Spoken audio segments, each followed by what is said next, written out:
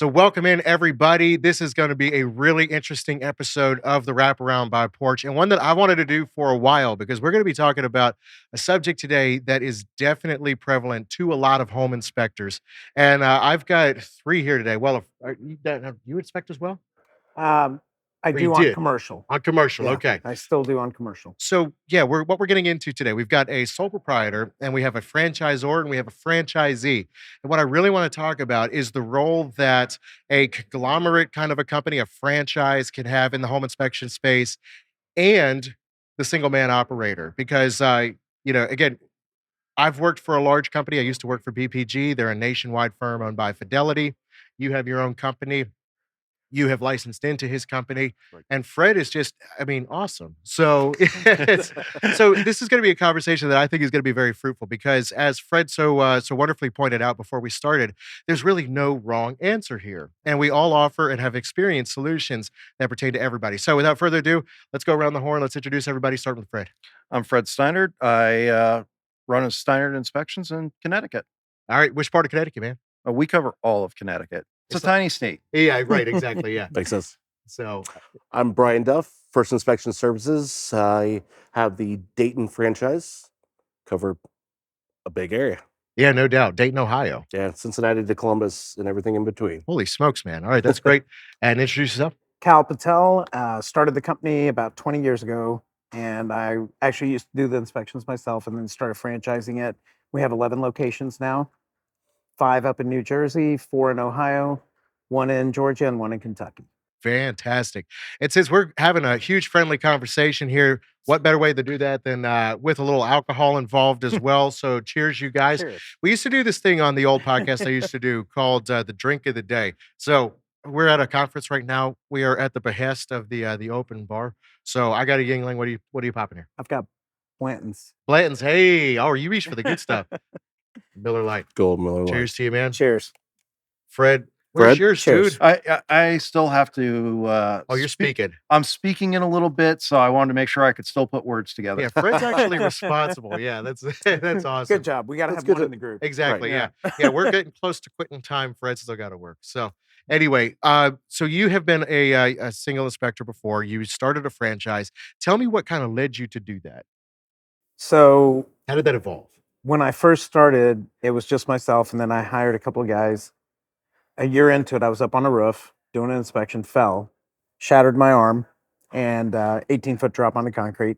Probably the best thing that happened to me because it forced me to work on the business instead of in the business. Uh-huh.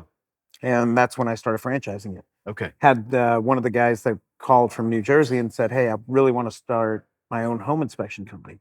Right. How can I do it?" Okay. So about 4 weeks, I'm helping him, giving him all the insight. Finally, he just said, "Can I pay you and just set it up for me?" Okay. I said, "Sure." And that's how franchising came about. No doubt. That's fantastic, man. Yep. Now, where do you guys cover at this point? So we're in Cincinnati. That's our home base, Okay. corporate. But again, the locations that we have are in New Jersey, Georgia, Kentucky, and Ohio. But we are looking to expand to all over the U.S. Sure. No, that's awesome, man. Fantastic. Now, okay, name one more time. Bryan. Bryan, that's right. So Bryan, working up at Dayton, Ohio, did you have your own company prior to buying in to First Inspection or? Did it was the way it came about was a little bit different. I was actually a property manager going to school to become a real estate agent at the time when I was actually my father-in-law came to me and he had actually owned the franchise in the Dayton area previously. He said, "Are you interested in doing home inspections?" I said, "Probably not, but you know what? I can make some extra money on the side." So that was 12 years ago. So I started doing inspections part-time, managing apartments, and going to school for real estate. And then, one thing led to another, and here I am. Okay, that's fantastic. Yeah. And Fred, tell us about how you got started. Oof. Well, How many decades ago? No. Yeah. this is kind of going to be like Dragnet. The names have been changed to protect the guilty. I've been a carpenter for over 30 years. And as we all know, there's usually this rift between contractors and home inspectors.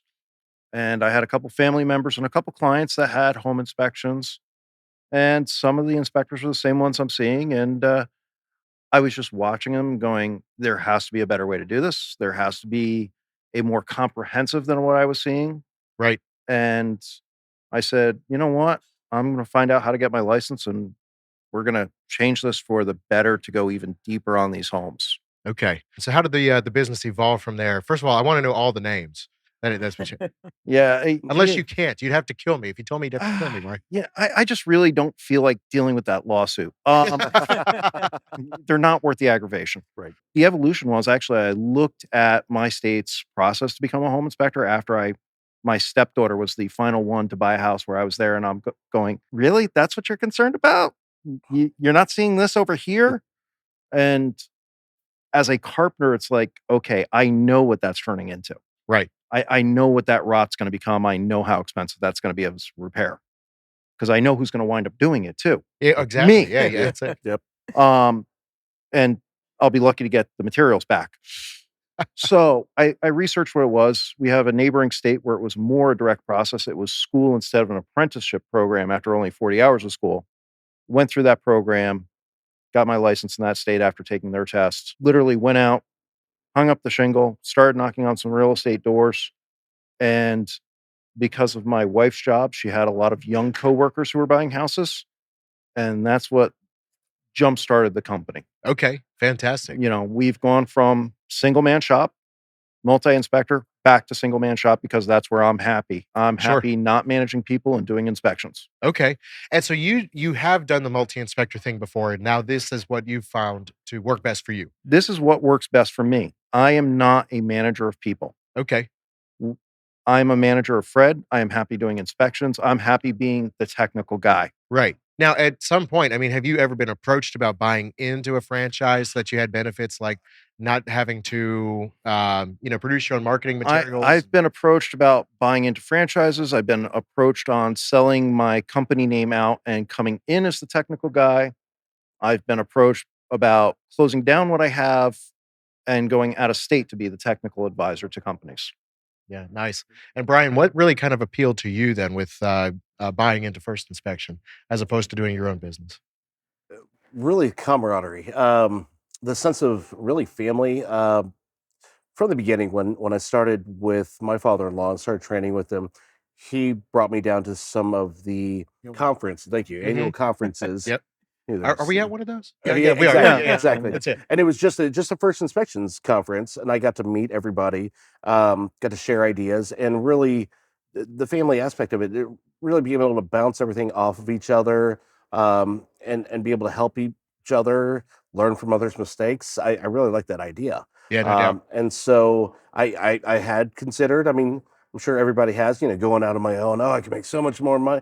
But the way it's set up with us is Cal takes care of a lot of the stuff, but the back end stuff, the marketing, the email, the website. So it makes it a lot easier for us. We can focus on what we need to. Our inspections. In my case, I have a multi inspector company as well. So I have Sure. two other guys that work for me. So I do manage other guys as well, and I enjoy it. So again, they see the way everything works, kind of like a hive mentality, and it works really well with us. Fantastic. So that camaraderie has really worked for you, especially with some of the things that Cal you offer with First Inspections. But Fred, you mentioned something to me before that I think is really key, in that you felt like as a single man shop, there are things that you're able to do that kind of are a bit more specialized or special focused, I guess, than for franchisees. What might those be?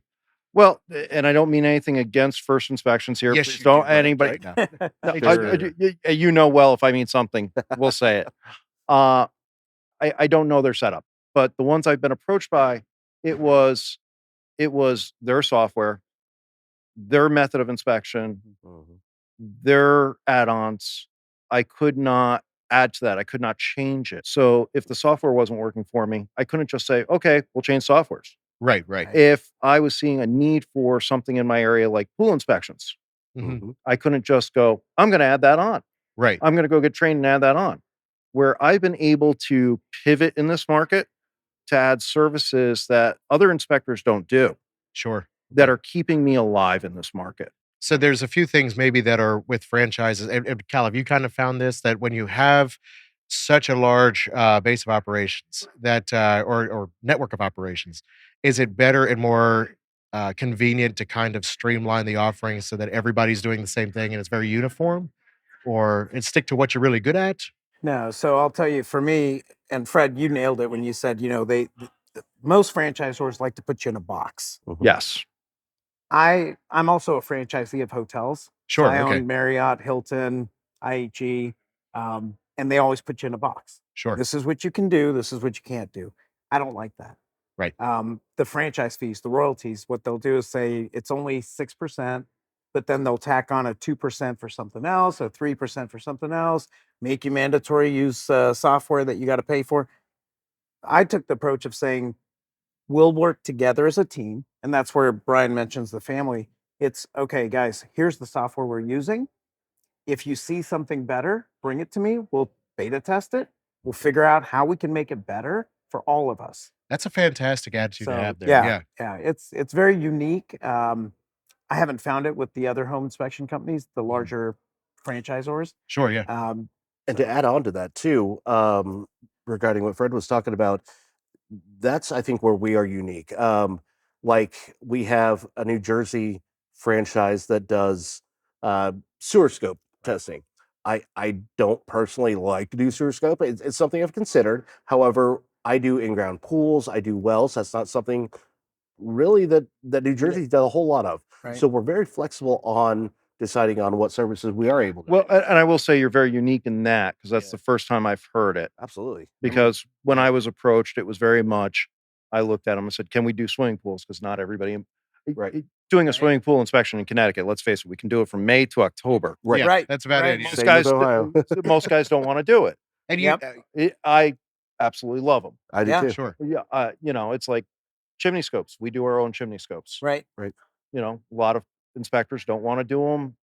A lot of franchise companies, because you're riding on their insurance, Right. nope, don't touch it. Right. Right. So for me, it was about having individual freedom of how the company runs. Right. Oh yeah. Okay. Sure. Being the guy that makes the decisions and does it my way. I have quite a few friends in this industry that will occasionally slip and call me Frank. Yeah. I was going to say, Yeah. Sinatra-esque there. I love it. Yeah. So Well, for us from the beginning, it's always been what's right for you Mhm. as a company owner.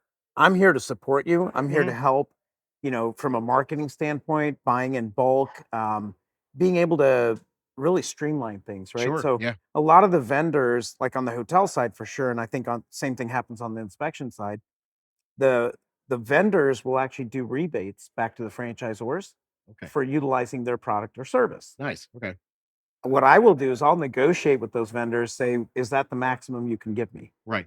But then instead of me taking it, I tell the franchisees, I go, you guys are going to get this. Okay. And so I want to make sure that they're making the most money they can because I'm only as successful as they are. That's a So great it is attitude to very have, yeah. unique, Yeah, Fred. 'Cause- it and I is think it's very because I unique. come from a franchisee standpoint. yeah, that does And- give you a leg up dealing with this because Yes. there's only so many franchises in this And industry. I Right. can definitely associate with the limitations that you talked about because working with, no offense to a previous employer, BPG, they have 300 plus inspectors coast to coast. Right. So you were definitely kind of pigeonholed and locked into what you were able to use. There's better that was out there. I had pitched it to folks. We could have had software written for us because we certainly had the means. And yet you come back to, we've now gotten so big that it's almost a limitation. Right. And so what do we do now? I love that we had marketing materials that were free to us. I love that there was a sense of uniformity in how our local team went about things. I didn't feel that affected growing our books of business. I mean, mine doubled, but at the same time, especially maybe it's just a millennial thing. I like playing with big kids' toys, right? I love using things that make my job easier, and we couldn't shift to that because it would have just been so much legwork. So there were some definite limitations there. For me, it's not against any other company. If you're out there, you're hitting the standards, you're hitting those minimum benchmarks, you're providing a good service, great. For me, it's I want to be that company that takes this to the next level, Right. raises our standards. In most franchise situations, in most multi-inspector situations, that's going to be really hard to do. And you're absolutely right, I Fred. agree. 'Cause, Right. I agree. And yeah. as long as companies are out and doing what they're supposed to, and they're taking care of their clients, no problem. Absolutely. Go out, go Well, forth, go inspect. Yeah. And if that model works best for you, good on Power to you. Yeah. So I'll tell you, Fred, we've grown in 20 years from one location to 11. We get applications every year, but we're very choosy on who we bring on. We want to bring people on that want to help elevate the profession of what we're doing. We are professionals. And like I say, that is very much a difference in the industry. I know. And Brad, a lot of listeners don't know me. Brad does know me very well. He'll tell you I do not say that often. What Fred says, Fred believes. Right. If it's on the mind, it's out the mouth. You heard Yeah. him, folks. Yeah. Brain, mouth, no filter. Right. Hey, I prefer that, because you know Yes. exactly what you said. And just a quick note on that. When I came over to Porch as a home inspector that's been in the field, we're blue collar, it's cut and dry. And I told my supervisors at the time, I said, listen, I don't do corporate lingo. I don't do corporate speak. I don't circle back. You just tell me right now what you think. I'll tell you exactly what I think. We'll know where we both stand and it'll all be Right. good. Right. Absolutely. Yeah. Yeah. And again, with the way Kal had it set up previously, and before I even came in, and then even going forward, I mean, over the last 12 years when I've been with him, we've even expanded on that. I mean, I've got guys that like different formats of the reports, just different colors, whatever they like. And we're all very flexible. And honestly, we take feedback. I give him feedback. My guys give me feedback. And again, we all kind of think alike to where we could make it to the best of, the best interest of all our guys. Right. I mean, that's the way it should be. Yeah. I mean, you also have a very defined territory because you're in a large state, True. large geographic state. Connecticut, we're a small state. I am currently competing with a franchise company Mhm. that has 4 or 5 franchises in a very small state. Yeah. Not only do I trip over all 4 or 5 of these franchises, They trip over each other. Yeah. they trip over each other. And I'm sure Yes. if it caught up with corporate, there'd be a problem. Sure. Yeah. So why am I going to buy into something where I'm already tripping over them just to make more problems for myself? Makes sense Yep. with your situation, most definitely. It's so I come from that hotel side, right? We have an area of protection of 3 miles. If you can't build another Hampton from this Hampton within 3 miles. Right. On the home inspection side, whenever I first started this, I said, you are going to be essentially like Cincinnati. You get the whole Cincinnati. We're not going to open up 5 locations unless you want to. Right. In New Jersey, Harish, who's our franchisee there, he was the first one. He had a guy working for him. He goes, hey, Kal, Larry or Dia, I can't remember which one. One of them wanted to open up their own. I said, listen, you have the rights there. If you want to have someone else open up, I'll make you a master franchisee. Go ahead and have them come on board. We'll split our royalties, and now you do ground support for them, and I will do the corporate support. So again, we're very nimble, Mm-hmm. and it's all about what's going to be best for the end customer. That's who I mean. That's why we're in business. We're not in business to make a ton of money. We are, Right. but the main purpose is to deliver an exceptional service to our clients. Absolutely. Well, and that's also good. And I will say the other tripping point for a lot of home inspectors get approached by franchises Right. is the buy-in price. Right. Okay. Especially when I know that was a tripping point for me, Right. where I was able to go out and start a company off less than $1,000 Right. Mhm. Absolutely. and make it work. Can every home inspector do that? No. No. But I also see benefits to what you're doing. A lot of home inspectors trip over marketing. Right. Oh yeah. I hate doing the marketing, but it's what I have to do. A lot of Right. people do. Necessary evil. It's a necessary Yeah. evil. Absolutely. And even with a company that provides you marketing resources, you still have to go do the legwork. You do. Right. You still Right. because your face is the one that realtors are going to be seeing. And Absolutely. no, I one of the things I would actually love to do next year for huge multi-inspector firms that are able to hire dedicated marketing teams that will go and do the lunch and learns and go and do the realtor relations events.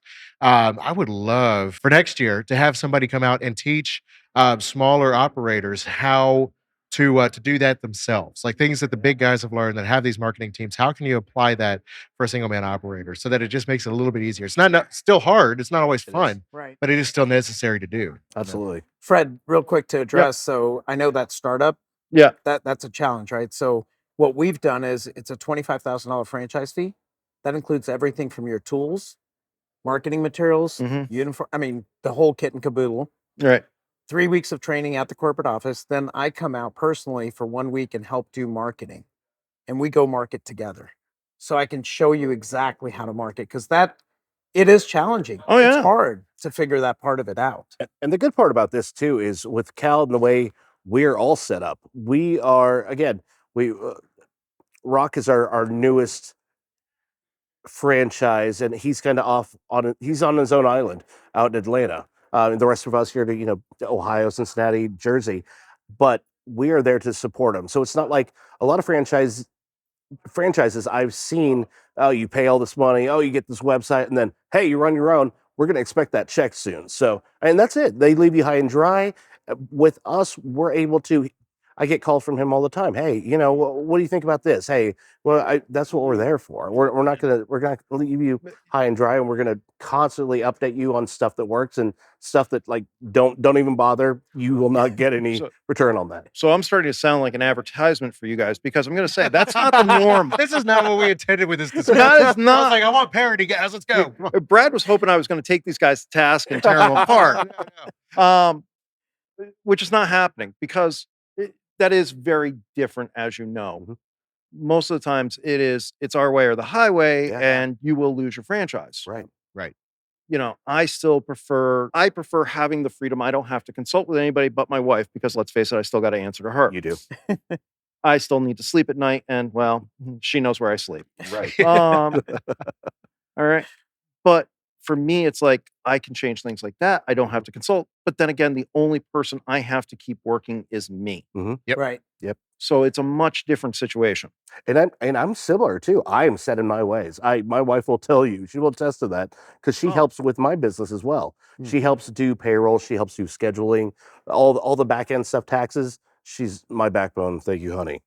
Love you. But along with that too, I mean, I like to do things my way, and I have to be flexible with my guys. Like, listen, this is the way you do it, but I have to be flexible and say, okay, you know what, that might be a better idea, and I will try it that way. So That's similar. actually good. And you have to be humble when you're coming into this job. Like for me, I came from a very unrelated background. Fred, you were actually in a somewhat related background. You understood home structures, you were doing carpentry, so you knew your way around a home. For me, again, completely unrelated industry, and getting into it, at the very least, I had good communication skills. Right. And I've always heard that it's some of the best inspectors out there are the ones that know how to communicate well. You have to. You do. It's a customer service But that doesn't industry. But that doesn't mean that It doesn't. the technical knowledge isn't still important. You still have It's to have true. that. Oh yeah. And what BPG allowed me to do was to work with some guys that had been so seasoned with this that my old boss, Ken, awesome dude, but you think Fred's Frank.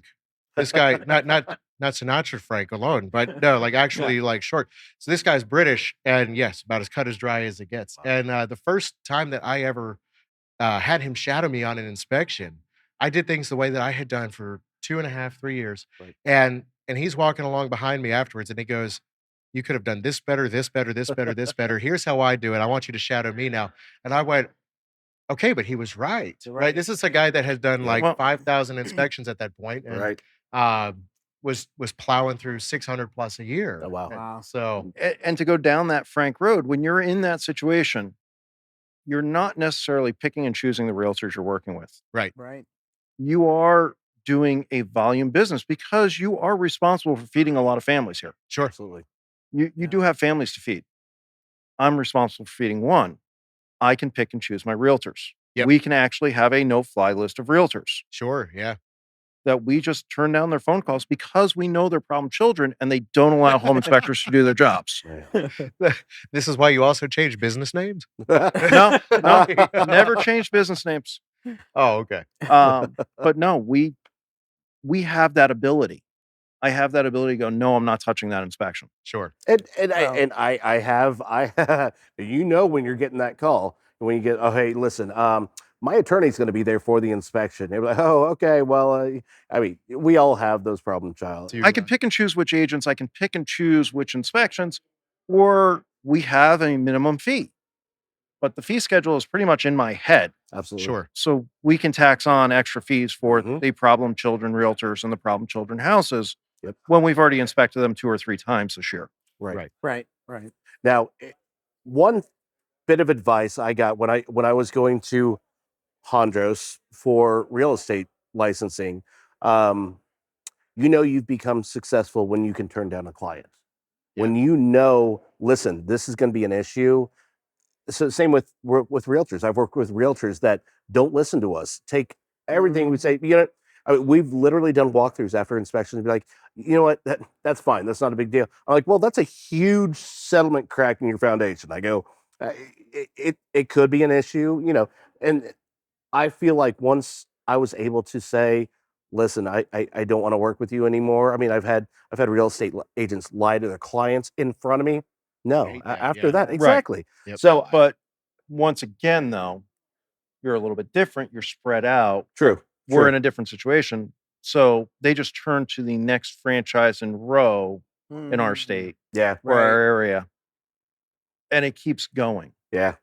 Yeah. Well, and one of the benefits of being everywhere, we've had clients leave from Cincinnati, relocate to New Jersey. They've picked up on Yep. first inspections, and they'll write on the review and say, "I would have never thought it was a different company, like owned by a different franchise." Right. So There's some we have consistency there. consistency A lot on of the consistency. training, Yep. on how to deliver the report, how to deliver that inspection, but not on the how, you've got your personality, Fred. Right. You've got He your definitely does. right. I didn't mean to call out just you, Right. but Brian's got his, right? Yes, I do.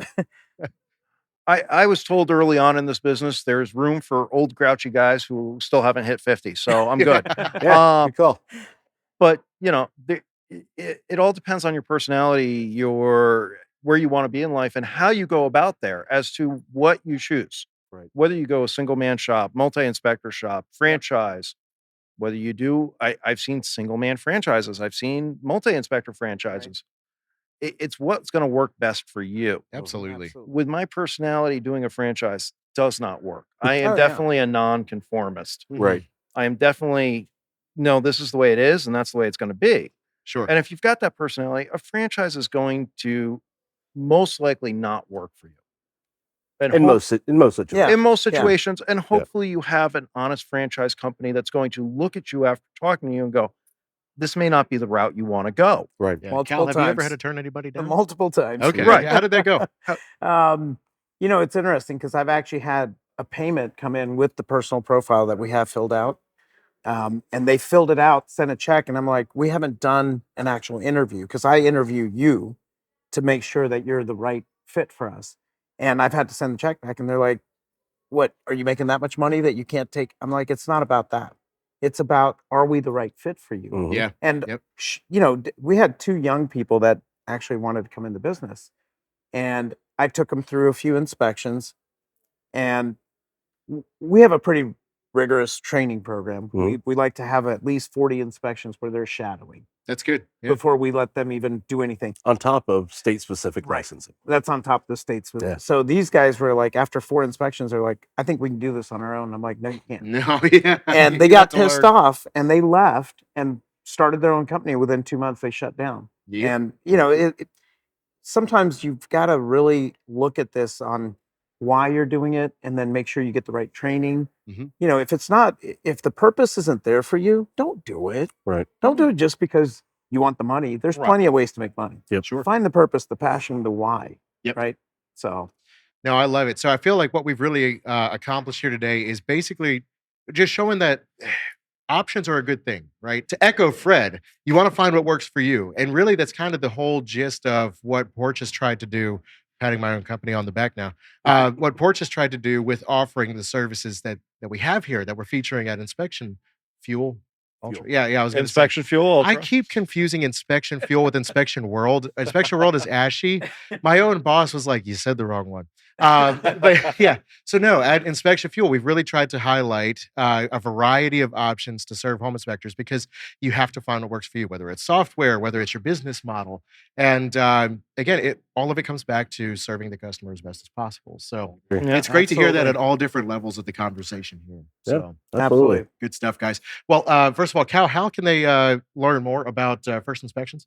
So if you go to our website, firstinspections.com, that's the number one, stinspections.com. And then my personal cell phone is 513-290-7211. Call me. I'm always open to talking to people. And if it's not the right fit, I'll help, guide you onto doing what's right. Fantastic. So- And Brian, for anybody that's going to be up in the Ohio area there, how can they look to find you guys if they want to book Same you for an thing. inspection? Yeah, they can go to firstinspectionservices.com or firstinspections.com. They could always call me. My cell phone number, 937-689-6205. Dayton at firstinspections.com, again with the one ST. We're always open. I talk to a lot of franchisees, single owners, and even people getting right out of school. We're there to talk to you and kind of help you through the process. Now, Fred, can you give out your number, or is that a lawsuit waiting to happen? Is that- No, for once, that's not a lawsuit waiting to happen. Which, by the way, I joke about lawsuits. They're not as common as everybody thinks about in this business. He's a reputable businessman, guys. Yeah. Right. So they can reach us at steinardinspections.com.